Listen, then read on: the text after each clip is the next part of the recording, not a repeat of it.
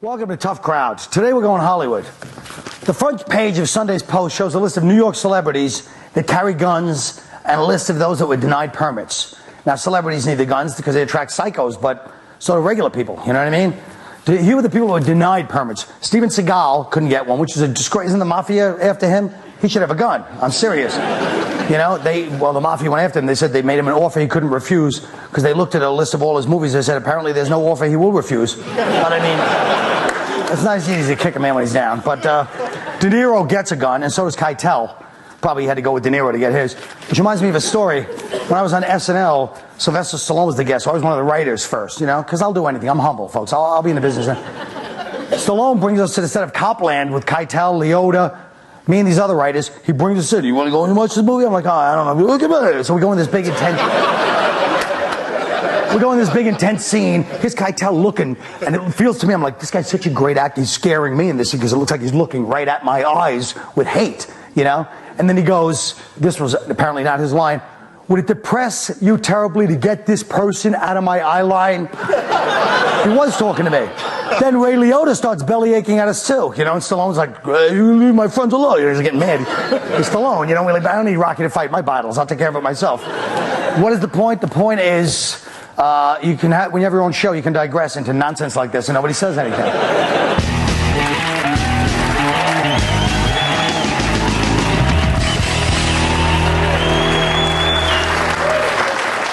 If celebrities have a right to carry a gun, shouldn't everybody, Dennis? Hell no, Kyle. No way.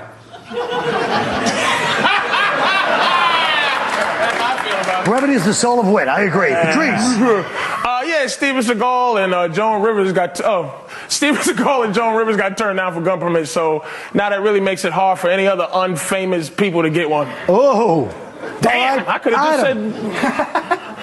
I don't think we should make it easier for celebrities to have guns. OJ just had a knife, and look what happened. Well, Nick. I don't like the question because it implies I'm not a celebrity. Well, I'll have you know, since appearing on this show, I can't even go to the store for a gallon of milk without being mobbed by crazed fans, most of them black and angry. But yeah, I need a gun. Yeah.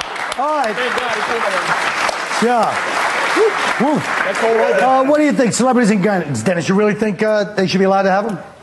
Wait, regular people?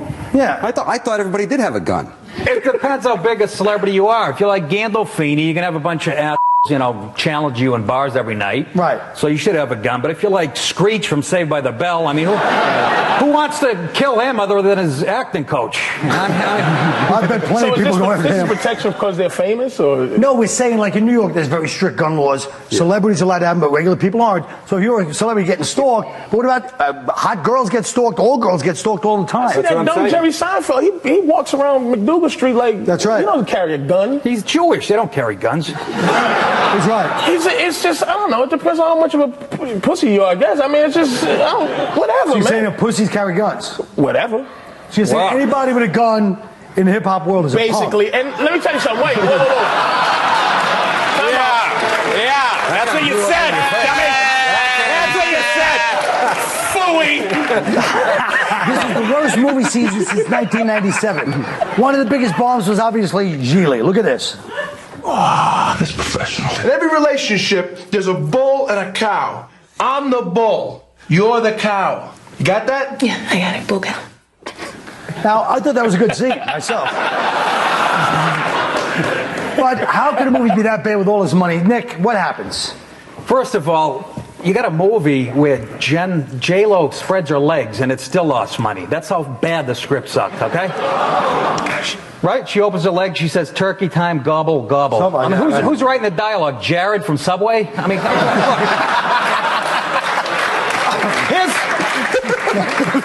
the problem is, why does Hollywood think every time two celebrities that they have to make a movie together? You know what I mean? Burt Reynolds, Sally Fields, Madonna and Sean Penn, Matt Damon and Ben Affleck. You know what I mean? Every time.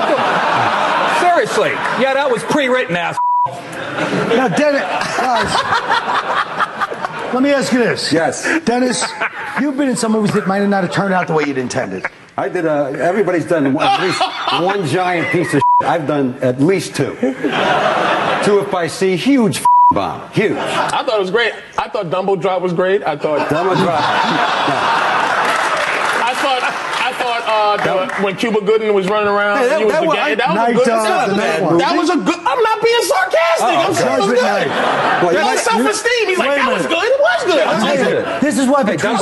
Dumbo Drop was not good. This is why I thought it was Patrice great. O'Neill. Doug was- Can I just say something? This is why Patrice O'Neill is brilliant, because he took your horrible statement, 2 bombs, and instead of saying, well, you can't, obviously he actually thinks he only was in 2 bombs, he started complimenting things so people go, oh yeah, 5 bombs, 8 bombs. How are we qualifying? That's how brilliant he Let me tell you is. something. I was in night at the How are we Roxbury, so watch qualifying it. bombs? Because to me, we're talking about big budget, Whoa. high profile, right? No, what we're saying is, Patrice. what do you think happens to these big budget movies that make some of these bombs? Not your, I'm saying, what do you think? Because you've been on the scene where you see read a great script. Who cares? Is this a philosophical? Everybody cares It's because a movies piece of shit that came out last week and it'll be gone next week. No, Who it's not cares? about Geely. It's about the whole business. Every movie stinks. I still don't care. But I care. Wait, Why do you care? Because I go to the movies. I'm sitting there watching a movie all excited. The next thing it's awful, and I leave Well, go miserable. see my movie, Secret Lives of Dentist. That's a good movie. It's out right now. Is it good? Yeah, It is good. And I'll tell you what else. You know what else is good? Yes, Rocky 1. Rocky 1's a great movie. I'm talking about right now. Oh, okay. Seabiscuit. Seabiscuit. They really won't give it up, the Italians. Seabiscuit is a good movie. Oh, they live for that Stallone's movie. a genius. Stallone is great. He helped Finding me out. Nemo is a great movie. Leota It's out right and Keitel have a problem The with it, I'll be agents are honest. the problems, Colin. Every time 2 celebrities get together in like P. Diddy's hot tub, there's a couple of William Morris agents with telescopes on the roof going, oh, we got to do something with those 2. Well, that is part of it, but don't you think it's also just the scripts? Let me ask you this. I can't believe you say, who cares? I don't We're in the care. middle of but I wish I would have known that before the show. Then I would have said, well, Dennis, you don't care about this, but what do you think? Or what does your buddy think? You said it so. What's your Sorry, problem? did you guys argue like this on the set of Who's the Man? Another good movie. There he goes I again. like that movie. That was good. I liked Who's the Man. I think we all know what Patrice is here's my saying. point. There's My more than point 2. Now listen. At this my point at this particular moment is I actually care more about the Red Sox and the Yankees and about what the weather's going to be tomorrow and what I'm going to eat for dinner than I care about damn Jennifer Lopez and Ben Affleck. Listen, nobody wants your zen and the art of being a Boston Irish guy attitude. All right, look. Show some respect. Don't leave me alone with these people. We'll be right back.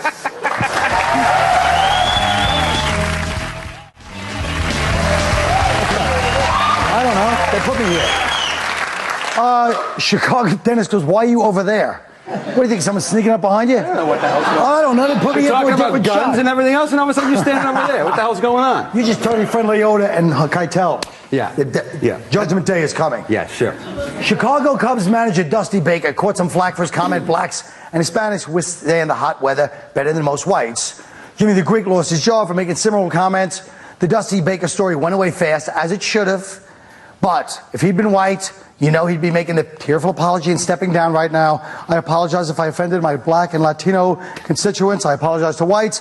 I apologize to the meteorologists who have to deal with the reality of heat and cold and its effect on the different races. I apologize to the American people. All climates are good in their own way. I do not believe in climate control, except in the case of inclement weather. So the point is, isn't there a double standard when it comes to crying racism, Patrice? Yes. And white people created it. First of all, They did. First of all, you know, white people talking about black issues is like. What black issue? Well, white people talking about anything black.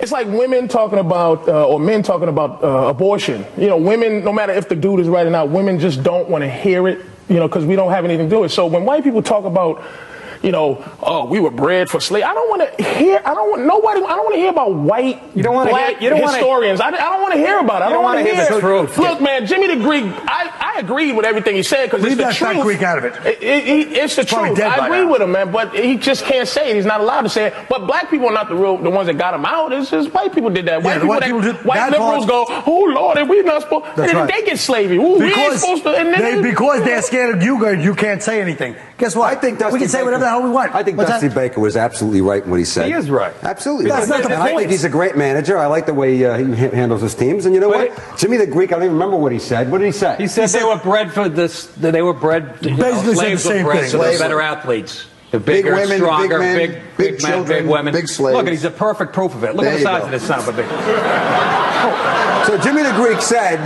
That Patrice O'Neill would have made a hell of a That's what he said. linebacker. Okay, Yes. now I remember. The theory from the guy in Hawaii at the college that did a study on this said it has to do. Guy? The guy, a The professor. guy in Hawaii. Yeah. Did a theory. The did a piece of study on paper this. they gave us to read before the here's show, where the you black guy jackass. talks over the white guy, you jerk. Anyways, Go ahead. Go ahead. it says, because it has to do with a surface area of the skin. Black people have longer limbs than us, so the heat dissipates. This isn't my theory, so don't f***ing So laugh he's at just me. repeating it. Go ahead, stupid. What are you waiting for, a liver snap? So it has to do with surface area. They have longer limbs, they have more surface area. And if this theory is true,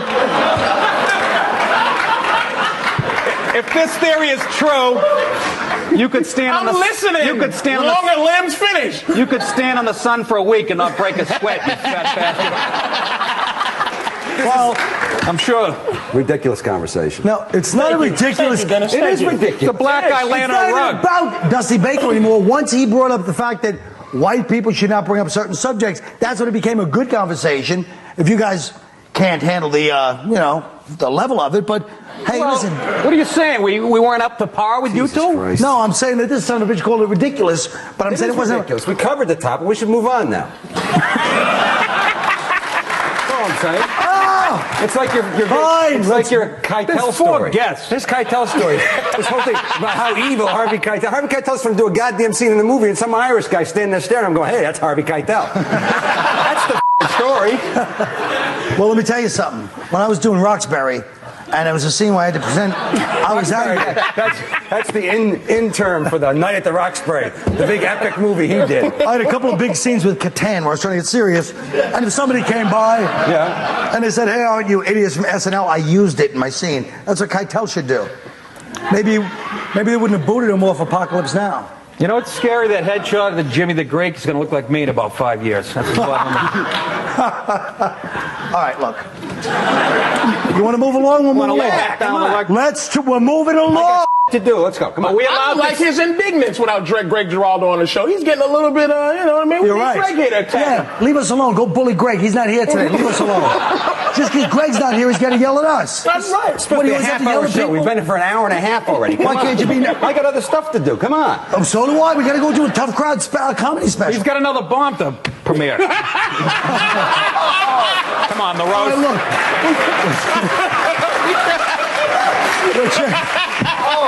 All right, I'm we getting ready changing for the subject? roast. Is this over? Our national economy depends on you knowing which projects to buy. See, it's over. Happy? Go fulfill your civic duty. We'll be right back.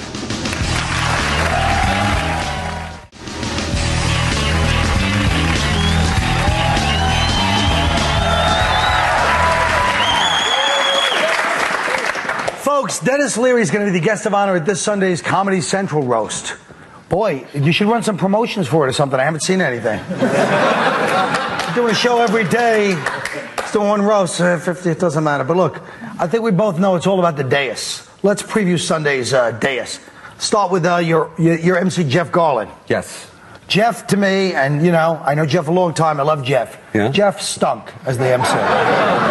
I disagree. He was awful. I totally disagree. Why? His job was to be a famous face, affable, Why did you ask me to do it? because I wanted you to on me. But don't you think Jeff is more famous than me? Is I that knew what you're Jeff saying? was not going to sit down and write, he's got a hit series he's doing as opposed to, this show. That has to be improvised in the middle of it. It's like shooting 3 movies when they shoot that show. Oh, please. Okay? It's 3, I'm 4 sure it's months hard of work. improvising every day. It's a tough gig, right? But I wanted a famous guy to come in and be an affable host. So. Well, I'll tell you the truth. I'm not even going to humiliate you by getting the crowd to say how many people know that unfamous face over mine. Let's move on. How about this fella, Mario Cantone?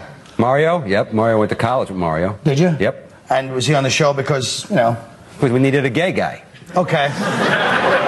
Well, now I'm going to cut to a little footage I'd like to show you. Yes? This is from The Daily Show the other day. Can we please see this footage for a second? I just want you people. Who's going to get roasted next year? Do you know? I don't know yet. I would suspect Colin Quinn because Yes. he was very funny in putting me down. What about roasting you? No. That Come can't. on. Now, correct me if I'm wrong. Did you just, first of all, the presumption to say Colin Quinn, like, I'm going to come begging. You didn't ask me before you spoke. But then, that was bad enough. But part 2, did you just give away my job, not only on TV, but you kind of basically let the nation know backwoods things, which is like, John, we're not going to kid ourselves, John has a lot more status than I do in the business right now. Do you have to point that out on national TV in front of the whole country? I don't think it has to be pointed out if people know it. All right, did you have to re-emphasize it? I like to You offered him my job that you didn't even ask me if I wanted. You said he's taking it. Well, I think Quinn's taking it, and then you offered it to this bastard. Look. And he turned it down. He would never do the roast, I don't think. He's afraid. That's really not the point at all. The point is this. Do I have the job, or are you going to go and ask 100 other people? You're going to go on Letterman, Craig Kilborn? Do you want the job? Regis and Kathy Lee? Look, let's be honest. Kelly, sorry. Okay, let's be honest, okay? All right. As a producer, if I can get the biggest name I can get to be roasted, that's the guy I'm going to want to have roasted. Right. That means the ratings go up. But do you have to do it 2 seconds? Do you want to be roasted next year? I feel like I'm falling into a trap. Yes. Okay, now. Wait. But being honest. I'm being honest. But meanwhile, if Ray Liotta calls me up and says he wants to be roasted, you're off the thing. That really hurts. You had to bring up Ray Liotta, too. That's the way it works. My bête noire. Yeah. You had to bring up Ray Liotta, didn't you? What does that mean? You know, my number one, enemy. Why is he your number one enemy? Because he looked at us and booted us out of Stallone's thing. God, I hate to tell you this, but if we go back through the last 10 years of comedy, there are so many more bigger enemies that you have besides Ray Liotta. Okay? He's right. People in my own family included. Oh. Well, it's always good to see you, Dennis. Sunday night? That's it? I don't know. What do you want to end? We end on a big segment with the thing. All right. What, do you want to end on some big laugh? Yeah. All right. Show business. And I thought it was. Laugh. Oh, geez. Now you're going to be Mr. Official showbiz? What are you? Always leave them wanting more. Well, that's what we're doing. Yeah? Sunday night, watch the Dennis Leary roast here on Comedy Central. And I'll be next year unless Ray Liotta calls. We'll be right back.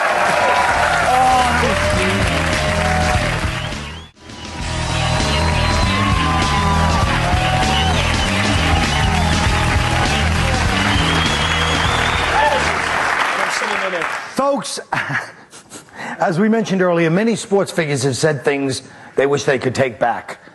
Dusty Baker, Jimmy the Greek, for example. Tell us something that you guys, immediately after the words left your mouth, you wish you could have took back. Dennis? A movie with a giant elephant and Ray Liotta? How much money is it? All right.